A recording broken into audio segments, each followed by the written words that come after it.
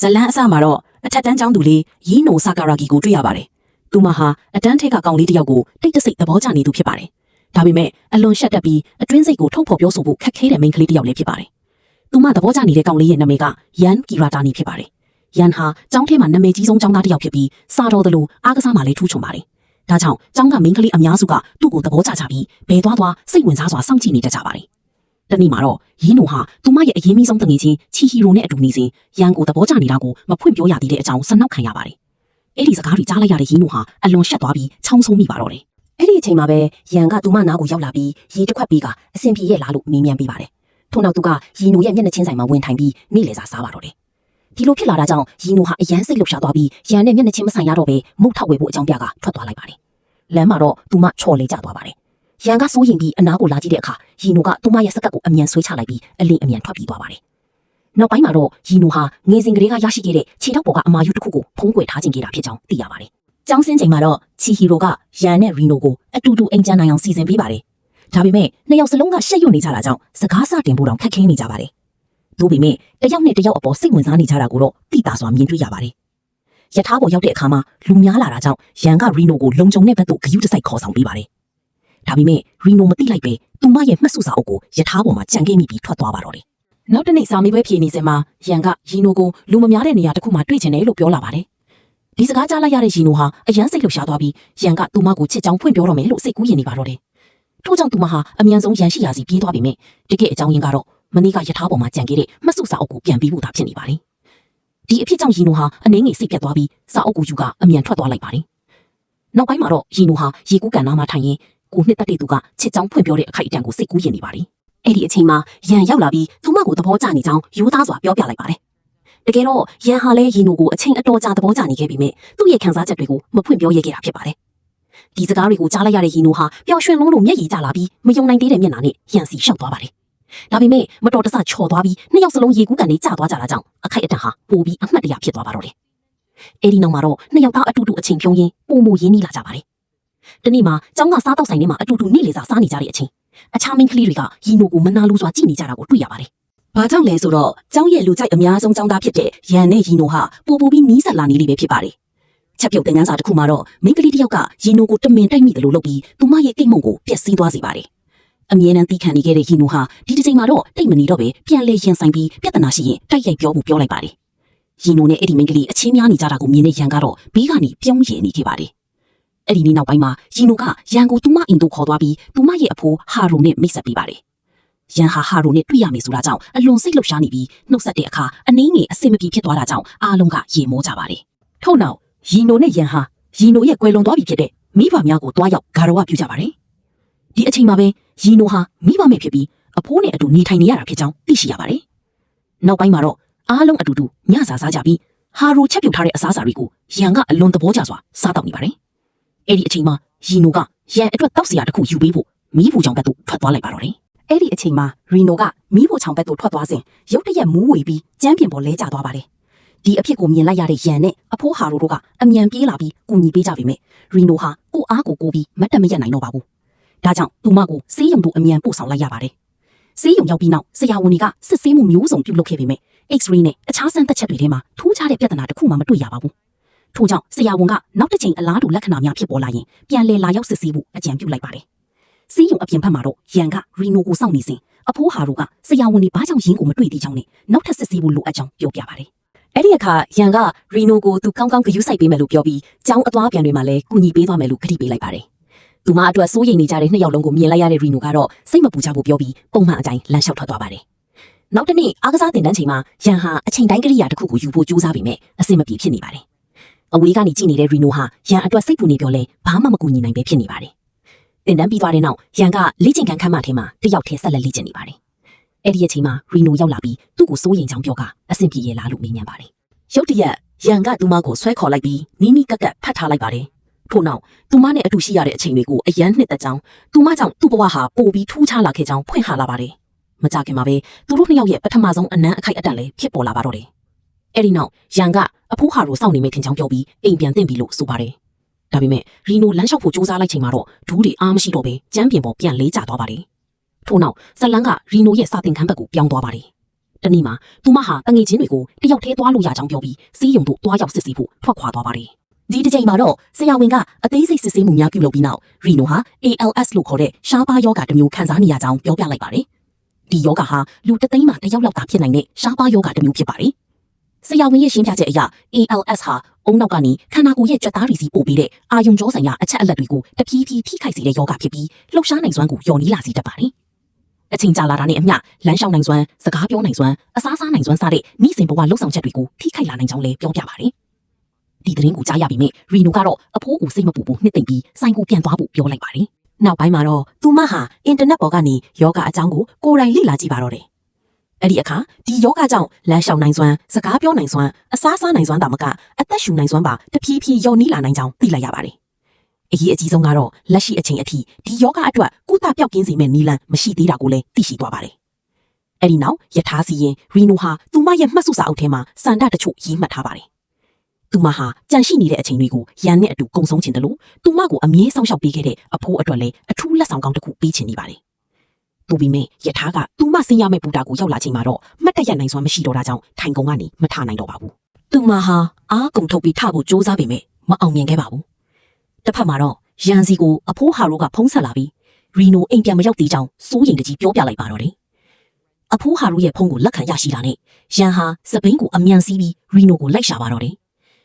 နေရအနှက်ရှာဖွေပြီးနောက်မှာတော့ဘူတာယုံပလက်ဖောင်းပေါ်ကခုန်တန်းတစ်ခုပေါ်မှာတယောက်ထဲထိုင်နေတဲ့ရီနိုကိုတွေ့သွားပါတယ်။ရန်ကသူမအနာတို့ရှောက်သွားပြီးဘာကြောင့်ဒီမှာတယောက်ထဲထိုင်နေရတာလဲလို့မေးလိုက်ပါတယ်။အဲ့ဒီအခါရီနိုကသူမရဲ့ယောဂအကြောင်းကိုပထမဆုံးအကြိမ်ဖွင့်ဟပြောပြလိုက်ပြီးသူ့လူတယောက်နဲ့အနာဂတ်ကိုမဖြုံးတင်ကြောင်းတခြားသူတယောက်ကိုရှာဖွေတင်ကြောင်းပြောလိုက်ပါတယ်။ဒီစကားကိုကြားလိုက်ရတဲ့ရန်ကစိတ်မကောင်းဖြစ်သွားပြီးရီနိုရဲ့မှတ်စုစာအုပ်ထဲကစာမျက်နှာတစ်ခုကိုဆွဲဖြုတ်လိုက်ပါတယ်။ထို့နောက်သူကရီနိုကိုဘလို့အခြေအနေမျိုးမှာပဲဖြစ်ဖြစ်ချစ်နေမယ်ဆိုတာသူမရဲ့ဘဝခရီးလမ်းတစ်လျှောက်လုံးမှာအတူရှိပေးသွားမယ်ဆိုတာအခိုင်အမာပြောလိုက်ပါတယ်။အဲ့ဒီနောက်မှာတော့သူတို့နှစ်ယောက်စာသင်ခန်းတစ်ခန်းထဲမှာအတူထိုင်နေကြပြီးယွမ်ကရီနိုရဲ့ကိုရေးမှတ်တမ်းစာအုပ်ကိုဖတ်ရှုနေပါတယ်။အဲ့ဒီထဲမှာရီနိုရေးထားတဲ့စန္ဒစရင်တစ်ခုကိုတွေ့ရှိသွားပြီးယွမ်ကလည်းသူမအတွက်အမှတ်တရကောင်းတွေဖန်တီးပေးနိုင်ဖို့စန္ဒအသစ်တချို့ကိုထပ်မံဖြည့်ဆွတ်ပေးလိုက်ပါတယ်။နောက်ပိုင်းမှာယွမ်ကရီနိုကိုစုံတွဲအပြီးပြိုင်ပွဲတစ်ခုစီခေါ်သွားပြီးသူမရဲ့စန္ဒတစ်ခုကိုအကောင့်ထဲပေါ်ပြီးဖို့ကြိုးစားပါတယ်။သူတို့နှစ်ယောက်ရဲ့ခြေထောက်တွေကိုကြိုးဖြင့်ချီနှောင်ထားပြီးပြိုင်ပွဲကိုအကောင်းဆုံးကြိုးစားရှင်ပြိုင်ကြပါတယ်။ဒါပေမဲ့ပြိုင်ပွဲအလေလောက်ရောက်တဲ့အချိန်မှာရီနိုဟာအားနေသွားပြီးလေးကျသွားပါတယ်။သူမကပြန်ထဖို့အကြိမ်ကြိမ်ကြိုးစားပေမဲ့ခြေထောက်တွေကအရင်လိုမလိုက်နိုင်တော့ပါဘူး။သို့ပေမဲ့ရန်ကလုံးဝလက်မလျှော့ဖို့အားပေးနေခဲ့ပါတယ်။မကြခင်မှာပဲပတ်ဝန်းကျင်ကလူတွေအားလုံးလည်းရီနိုကိုအားပေးတယ်များပေးလာကြပြီးနောက်ဆုံးမှာတော့သူမဟာပြန်လည်မတ်တက်ရနိုင်ကပြိုင်ပွဲကိုအဆုံးသတ်နိုင်ခဲ့ပါတယ်။နောက်တစ်ခါမှာတော့ရီနိုနဲ့အဖိုးဟာတို့စီးရုံကိုထပ်မံရောက်ရှိလာကြပါတယ်။ဆရာဝန်ကရီနိုကိုစိတ်တက်မကြပြီးလက်ရှိဘဝကိုအကောင်းဆုံးရင်ဆိုင်ဖို့အားပေးနေသိနေပါတယ်။ဒါပေမဲ့အဖိုးဟာတို့ကတော့သူ့မိမလေးကိုမကူညီနိုင်တဲ့အတွက်ကိုအပြစ်တင်နေခဲ့ပါလေ။အိမ်ပြန်ရောက်တဲ့အခါအဖိုးဟာရီနိုအတွက်ညစာပြင်ဆင်ပြီးသူမကိုစပွဲသို့ခေါ်လိုက်ပါလေ။အခက်ခဲများစွာချာကနေရီနိုဟာစပွဲစီကိုရောက်လာခဲ့ပေမဲ့သူမရဲ့အဖိုးကိုအရင်လိုမကူညီနိုင်တော့တာကြောင့်မျက်ရည်ကျလာပါတော့တယ်။တစ်ဖက်မှာတော့ရန်ဟာရီနိုကိုအရန်လွမ်းနေပါလေ။သူမကြောင့်မလာတာရက်အနေငယ်ရှိသွားခဲ့ပြီဖြစ်ပါတယ်။မူးရွာနေတဲ့တနေ့မှာတော့ရန်ဟာရီနိုရဲ့အိမ်သို့တွားရောက်ခဲ့ပါလေ။အင်းရှိမှရန်ကိုမြင်လိုက်တာနဲ့ရီနိုကအမြန်ထွက်လာပြီးသူ့စီသို့တွားခဲ့ပါလေ။သူတို့နှစ်ယောက်ဟာမိုးရီထဲမှာတယောက်ကိုတယောက်တင်းတင်းကြပ်ကြပ်ဖတ်ထားရင်အချိန်အတော်ကြာရက်နေခဲ့ကြပါလေ။တနေ့မှာတော့ရန်ဟာသူ့ရဲ့ခံစားချက်တွေကိုထိမ့်မထားနိုင်တော့ပဲစာသင်ခန်းအလွတ်တခန်းထဲမှာတယောက်ထင်းငိုကြွေးနေခဲ့ပါတယ်။အဲ့ဒီနောက်ပိုင်းမှာသူကရီနိုပျော်ရွှင်စေဖို့တတ်နိုင်သမျှအရာအားလုံးကိုလုပ်ပြီးပါတော့တယ်။သူမကိုဂင်းကစားဖို့ခေါ်သွားတယ်လို့တငယ်ချင်းချီဟီရိုရဲ့မွေးနေ့ပွဲကိုလည်းအတူတက်ရောက်စေပါတယ်။ရန်ဟာရီနိုနဲ့အချိန်ပိုများကုံဆုံးဖို့ကြိုးစားနေတယ်လို့သူမရဲ့နှီးစဉ်ဘဝကိုလည်းအနီးကပ်ကူညီပေးနေခဲ့ပါတယ်။တနေ့မှာတော့ရန်ကတောက်စရာတချို့ယူလာပြီးရီနိုရဲ့အခန်းထဲကိုဝင်လာပါတယ်။အဲ့ဒီအချိန်မှာရီနိုကသူမရဲ့အနာဂတ်အတွက်စိုးရိမ်ပူပန်မှုတွေကိုဖွင့်ဟပြောပြပါတယ်။သူမဟာအချိန်ကြာလာတာနဲ့အမျှခန္ဓာကိုယ်လှုပ်ရှားနိုင်စွမ်းတွေယုံနေလာမှကိုသိထားတာကြောင့်လက်ရှိအချိန်တွေကိုပိုတန်ဖိုးထားချင်နေခဲ့တာပါ။ဒီစကားကိုကြားလိုက်ရတဲ့ရန်ကတော့ရီနိုဟာသူ့အတွက်အဖိုးတန်ဆုံးလူတစ်ယောက်ဖြစ်ကြောင်းသူမကိုအမြဲလုံခြုံပျော်ရွှင်အောင်စောင့်ရှောက်ပေးသွားမယ်လို့ပြောလိုက်ပါတယ်။ထို့နောက်သူတို့နှစ်ယောက်ဟာအမတ်တရခရီးတစ်ခုထွက်ဖို့စီစဉ်ကြပါတော့တယ်။ဇလန်းကနောက်တစ်ခန်းသို့ကူးပြောင်းသွားပြီးအားကစားပြိုင်ပွဲတစ်ခုကျင်းပနေပါတယ်။ရန်ကသူ့အသင်းကိုဦးဆောင်နေပြီးရီနိုနဲ့ချီဟီရိုကတော့အရေးပေါ်ကူညီရေးအဖွဲ့မှာတာဝန်ယူနေကြပါတယ်။အဲ့ဒီအချိန်မှာရီနိုဟာကိုအားကိုပြီးအင်တာသို့သွားဖို့ကြိုးစားပါတယ်။ဒါပေမဲ့လမ်းတစ်ဝက်မှာပဲအားနေသွားပြီးကျမ်းပြင်ပေါ်လေးကျသွားပါတယ်။အချိန်ကြာတဲ့အထိသူမပြန်မလာတာကြောင့်ချီဟီရိုကလိုက်ရှာခဲ့ပြီးနောက်ဆုံးမှာတော့အင်တာအနီးကျမ်းပြင်ပေါ်မှာမျက်ရည်ကျနေတဲ့ရီနိုကိုတွေ့ရှိသွားပါတော့တယ်။နောက်တစ်နေ့မှာတော့ရန်ကရီနိုကိုလာရောက်တွေ့ဆုံဖို့ကြိုးစားပေမဲ့ရီနိုကမနေ့ကဖြစ်ခဲ့တဲ့အရှက်ရစရာအခြေအနေကြောင့်သူ့ကိုမတွေ့ချင်သေးဘူးလို့ပြောပြီးညှင်းဆန်လိုက်ပါတယ် တစ်ဖက်မှာတော့ရီနိုစီကိုသူမနဲ့တူညီတဲ့ယောဂကိုခံစားနေရတဲ့အမျိုးသားတစ်ယောက်စီကစာတစ်စောင်ရောက်လာပါတယ်။အဲ့ဒီအမျိုးသားကယောဂရှိနေတော့လေလွန်ခဲ့တဲ့9နှစ်တာအတွင်းပျော်ရွှင်စွာနေထိုင်ခဲ့ကြောင်းပြောပြပါတယ်။ဒါအပြင်ရီနိုကိုသူ့စီလာရောက်လေပတ်ပြီးဒီယောဂအကြောင်းပုံမနားလည်အောင်လေ့လာဖို့ဖိတ်ခေါ်လိုက်ပါတယ်။အဲ့ဒီနောက်မှာတော့ရီနိုနဲ့သူမရဲ့အချစ်ဆုံးတငယ်ချင်းချီဟီရိုတို့ဟာအဲ့ဒီအမျိုးသားစီတွားရောက်တွေ့ဆုံဖို့ခရီးထွက်ကြပါတယ်။သူ့အိမ်ကိုရောက်သွားတဲ့အခါမှာတော့အမျိုးသားဟာအိမ်ယာပေါ်မှာလှုပ်ရှားနိုင်စွမ်းမရှိတော့ဘဲအဆင့်မြင့်ကွန်ပျူတာစနစ်တစ်ခုကိုအသုံးပြုပြီးစကားပြောနေကြောင်းတွေ့လိုက်ရပါတယ်။သူကရီနိုကိုခန္ဓာကိုယ်ကလှုပ်ရှားလို့မရတော့ပေမဲ့စိတ်ဓာတ်နဲ့အတွင်းစိတ်ကတော့အသက်ရှင်နေစေဖြစ်ကြောင်းပြောပြလိုက်ပါတယ်။အဲ့ဒီစကားတွေကရီနိုအတွက်အားတက်စရာဖြစ်သွားခဲ့ပါတယ်။အဲ့ဒီညမှာပဲရီနိုကအဖိုးဟာတို့ကိုသူမရဲ့စန္ဒတစ်ခုပြောပြလိုက်ပါတယ်။သူမဟာရန်နဲ့အတူခရီးထွက်ပြီးအမှတ်တရကောင်းတွေအများကြီးဖန်တီးခြင်းတယ်လို့ဆိုပါတယ်။အစပိုင်းမှာတော့ဟာရိုအံ့ဩသွားပြီမြရီနိုကလက်ရှိမှာတွာလာလှုပ်ရှားနိုင်တဲ့အချိန်တွေကိုအကောင်းဆုံးအသုံးချခြင်းကြောင်းပြောလိုက်တဲ့အခါသဘောတူပေးလိုက်ပါတယ်။နောက်တစ်ခါမှာတော့ရန်နဲ့ရီနိုဟာတိုကျိုမြို့မှာအတူတူပျော်ရွှင်စွာအချိန်ကုန်ဆုံးနေကြတာကိုတွေ့ရပါတယ်။ဟုတ်တဲ့အခန်းထဲမှာရီနိုကသူမရဲ့ဖခင်ဟာသူမရဲ့မိခင်ကိုဒီလိုအခန်းမျိုးထဲမှာလက်ထပ်ခွင့်တောင်းခဲ့မှုကြောင်းပြောပြပါတယ်။ပြီးတော့သူမဟာအိမ်ပြန်မသွားခြင်းသေးပဲရန်နဲ့အချိန်ပိုကုန်ဆုံးခြင်းကြောင်းဖွင့်ဟလာပါတယ်။နောက်တစ်နေ့မှာတော့ရန်ကရီနိုကိုနှင်းများဖုံးလွှမ်းနေတဲ့ရွာလေးတစ်ရွာစီခေါ်သွားပါတယ်။သူတို့ဟာအနီးနားကအိမ်တစ်လုံးမှာပစ္စည်းတွေထားပြီးအေးချမ်းလာတဲ့သဘာဝအလှတရားတွေကိုအတူခံစားကြပါတယ်။ညရောက်တဲ့အခါရန်ကရီနိုကိုပွေ့ချပြီးကျေရီပြည့်နေတဲ့ကောင်းကင်ကြီးကိုမြင်နိုင်တဲ့နေရာတစ်ခုစီခေါ်သွားပါတယ်။လမ်းတစ်လျှောက်မှာရီနိုကသူမလိုလူတစ်ယောက်နဲ့နေရတာရန်ပြင်းသွားမှာမဟုတ်ဘူးလားလို့မေးလိုက်ပါတယ်။စာတင်ခန်းထဲရောက်တဲ့အခါရီနိုဟာအတန်းဖော်ရရဲ့ရှေ့မှာမတ်တက်ရက်ပြီးသူမရဲ့ယောဂအကြောင်းအားလုံးကိုရိုးသားစွာပြောပြလိုက်ပါတယ်။တကယ်လို့အရင်တုန်းကမသိလိုက်ပဲစိတ်အနှောက်အယှက်ဖြစ်စေခဲ့တာတွေရှိခဲ့ရင်တောင်းပန်ကြောင်းလည်းပြောပါတယ်။ပြီးတော့သူမရဲ့အကြီးမားဆုံးဆန္ဒကတော့တငယ်ချင်းတွေနဲ့အတူအထက်တန်းကျောင်းကိုဘွဲရချင်တာဖြစ်ကြောင်းပြောပြလိုက်ပါတယ်။အတန်းဖော်ရီကရီနိုရဲ့အခြေအနေကိုနားလည်ကြပြီးလိုအပ်တဲ့အချိန်တိုင်းကူညီပေးမယ်လို့ကတိပေးကြပါတယ်။သူတို့အားလုံးကရီနိုကိုအားပေးစကားတွေပြောကြပြီးစိတ်ကြမကြဖို့တိုက်တွန်းကြပါတယ်။အချိန်အနည်းငယ်ထပ်မံကုန်ဆုံးသွားပြီးနောက်မှာတော့ရန်ဟာရီနိုကိုကျောင်းသို့ထပ်မံခေါ်ဆောင်လာပါတယ်။စာမိုးပွဲတွေပြီးဆုံးသွားပြီဖြစ်သောကြောင့်ကျောင်းဝင်းတစ်ခုလုံးတိတ်ဆိတ်နေပါတယ်။သူမကိုစောင့်နေကြတဲ့တငယ်ချင်းတွေဟာအထူးအံ့အားသင့်စရာသတင်းကောင်းတစ်ခုကိုမျှဝေပေးဖို့စုဝေးနေကြတာဖြစ်ပါတယ်။အကြောင်းကတော့ရီနိုဟာအခက်ခဲများစွာခြားကနေစူးစမ်းခဲ့ပြီးနောက်ဆုံးမှာတော့စာမိုးပွဲကိုအောင်မြင်စွာဖြည့်ဆို့နိုင်ခဲ့တယ်လို့အထက်တန်းကျောင်းမှလည်းဘွဲရရှိသွားခဲ့လို့ဖြစ်ပါတယ်။ဒီသတင်းကိုကြားလိုက်ရတဲ့အချိန်မှာရီနိုရဲ့မျက်နှာပေါ်မှာပျော်ရွှင်မှုနဲ့စိတ်လှုပ်ရှားမှုတွေပြည့်နှက်သွားပါတယ်။သူမရဲ့တငယ်ချင်းတွေအဖိုးဟာရိုနဲ့ရန်တို့အားလုံးဟာလည်းသူမအတွက်ဂုဏ်ယူဝမ်းမြောက်နေကြပါတယ်။အချိန်တစ်လျှောက်လုံးရီနိုဟာယောဂါကြောင့်ဖြစ်လာတဲ့အခက်ခဲတွေစိုးရိမ်ပူပန်မှုတွေစိတ်တက်ကြစရာအခြေအနေတွေကိုရင်ဆိုင်ခဲ့ရပြီးမြဲဘယ်တော့မှအိမ်မက်ကိုလက်မလျှော့ခဲ့ပါဘူး။သူမရဲ့မိသားစုတငယ်ချင်းတွေနဲ့ချစ်ရသူတို့ရဲ့အားပေးမှုကြောင့်ရှေ့ဆက်ရှုပ်လန်းနိုင်ခဲ့တာဖြစ်ပါတယ်။ဇလန်ရဲ့အဆုံးသတ်မှာတော့ရီနိုကသူမရဲ့အတွေးအမြင်ကိုပြိသက်တွေစီမျှဝေလိုက်ပါတယ်။သူမကဘဝမှာမမျှော်လင့်ထားတဲ့အခက်အခဲတွေစမ်းသပ်မှုတွေဝမ်းနည်းစရာအချိန်တွေရှိလာနိုင်ပေမဲ့ဘဝဟာဆက်လက်ရွေ့လျားနေမှာဖြစ်ကြောင်းပြောပြပါတယ်။အရေးကြီးဆုံးကတော့အဲ့ဒီအမှန်တရားကိုလက်ခံပြီးမိမိရဲ့ဘဝကိုရှေ့ဆက်ရှောက်လန်းဖို့ဖြစ်ကြောင်းသင်ခန်းစာပေးသွားပါတယ်